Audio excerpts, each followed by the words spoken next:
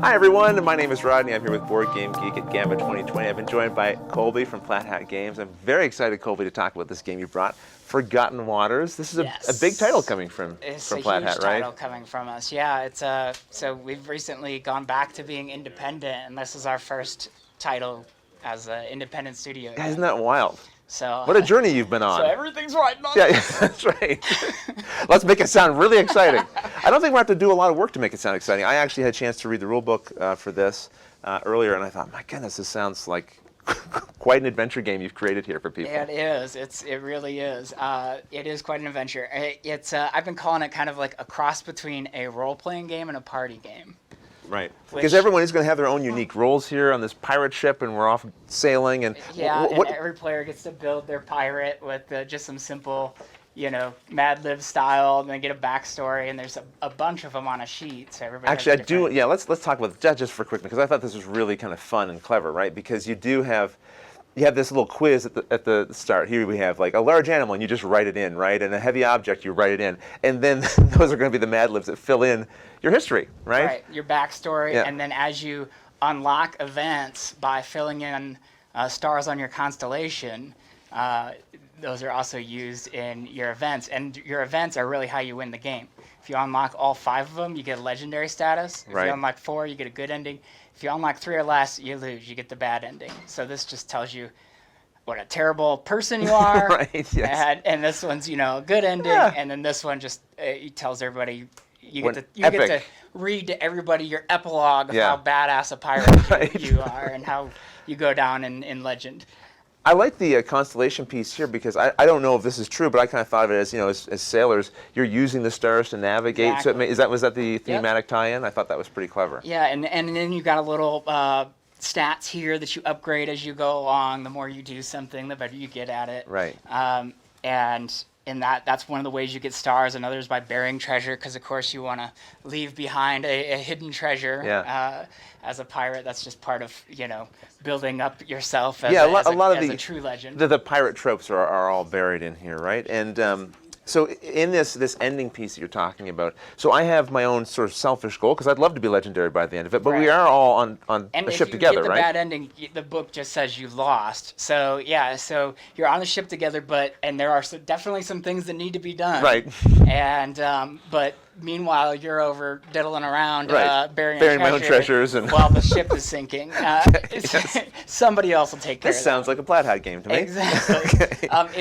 It is our next Crossroads game, and it's designed by Isaac Vega, who of course did Dead of Winter. Right. So it's got his fingerprints all over it.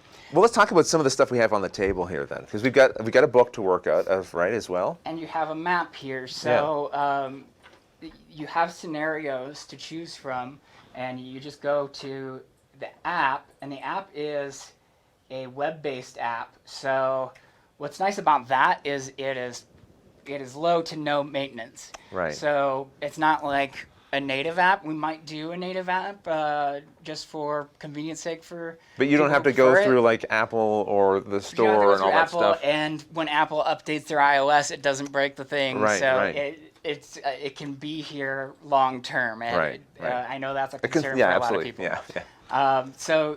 Can we put that maybe right here? And then sure. I think the camera can sort of see a little better. So you just go into your app and you select what scenario, and we select this one first. We suggest this one first, though you don't need to play in order. Yeah. This one just introduces the world. You've got this crazy Captain Vance who believes that beyond the ocean's edge is you can sail beyond the ocean's edge if you get this secret artifact, and that there was once magic in the world, and he wants to bring magic back because then you can do true piratey things. So there's a fantasy element to this pirate tale. Definitely, yeah. So it starts off more of a mundane world, and that is the introduction. It's a little more colorful, that you have here in Beyond the Ocean's Edge. And I've got people texting me. That's right, getting all your private information. So as you play, you go in here, you can set up, and it'll walk you through the setup. It'll walk you through all the setup. I've already done that. And then as you play, you'll go to different.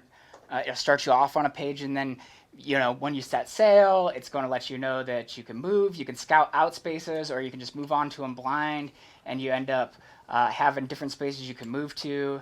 And then when you move, Are these pages in the book? Is that what the number is there, or is that so something they're else? entries.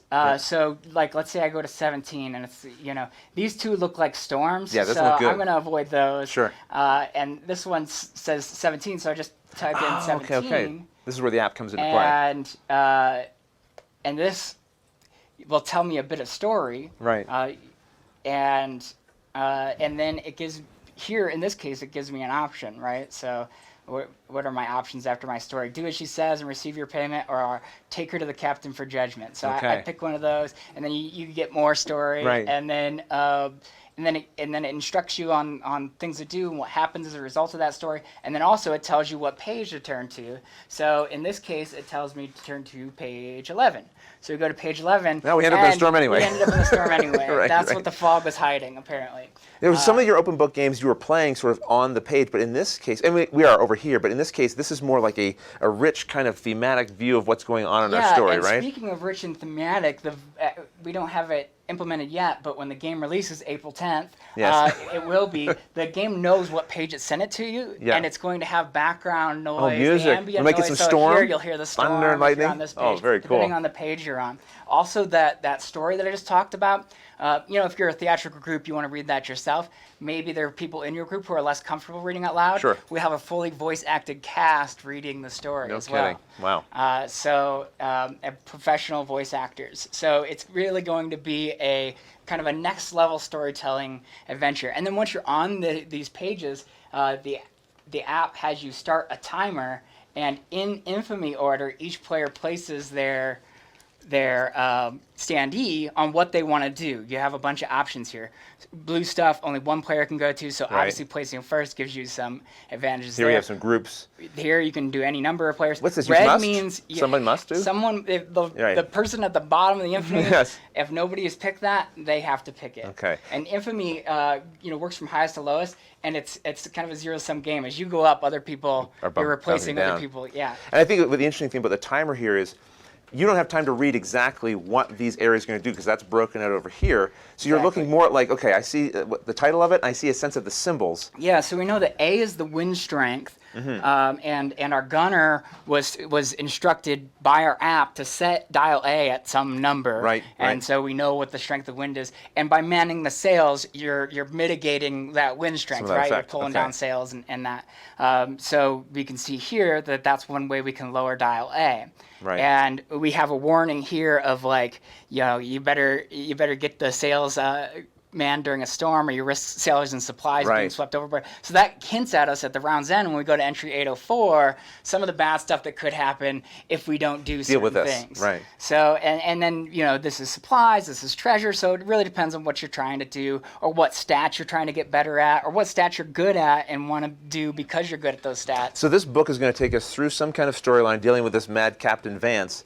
And Right. individually, we're trying to survive all of that. And you'll have your individual storylines. But at the through same there. time, we're trying to individually satisfy the And our then conditions sometimes to win. so if I'm netting debris and I do a hunting check, and if I roll high enough, it's going to send me to the app to go to the entry Right. 249, and then that's going to give Something's me a gonna bit of story that might give me a story card, or develop the some story treasure in to some bury. interesting way. And each player has their own role. Is that right? Like, so someone's Each sitting over player here as will the get their own gunner. role, yeah. Quartermaster. We've got the lookout, and we've got a few other items here as well. How many people can So play? that doesn't affect like your in-game play. It's just kind of it's Divvying- spreading the bookkeeping around. Divvying up the work that has to be done. Cool. So over the course of a single adventure, is that how you're going to determine your final outcome here, or do you combine multiple scenarios together? There's no, it's not a campaign. Okay. So yeah, it's over the course of a single adventure that you'll get a complete story. Okay. And the adventures, all of them halfway through have a save point, and it just directs you Great. to write Yep. some stuff That's down. right. And then when you go back to the app, it's going to send you to an entry that, the setup will ask you if you've played before and if you're returning from a save, and it'll tell you how to set up to return That's from a perfect. save. Because not everyone's going to be able to necessarily sit down and complete an entire scenario So in one yeah, sitting, right? the entire scenario can go up to like 4 hours. Right. So it gives you that halfway break point. How many scenarios do we have in the box? There are 5, and they're in the app, Yep. so we can add to those. There are 5 right. now, and each scenario is really replayable. So, like, even if I were to end up on the same page, I just happen to be in the Yes. same area, even if I made the same choice on that page, and go to the same entry, the app knows that you've seen that content before. No kidding. We've got another entry behind that it's going to show you instead, and another one behind that it's going to show you instead. So we've put more work into this game than we've ever put into any game ever, and we've been able to do it for that $59.99 price tag by utilizing The app and all the resources a there. big, giant right, book of material. right. Yeah. And also, if there's something, It's easier to look up, and we can do the voice acting. or if there's like a little error, you can then correct it much easier right in the app. Exactly. Yeah. You'll be able to, report like, hey, you misspelled this, or I'm confused by this, and we can go in and clean it up. Awesome. Well, I'm really excited about this game. I may be doing a tutorial video for it, maybe. We'll see. So keep an eye out for this one. I know this is a big one for you guys. As you said, you're starting out again as an independent company. So if this looks interesting to you, definitely check it out. You'll find lots of information on their website, on the Board Game Geek website. Thank you for sharing, Colby, the information here. Hopefully that got people interested. Until the next episode, thanks for watching, everyone.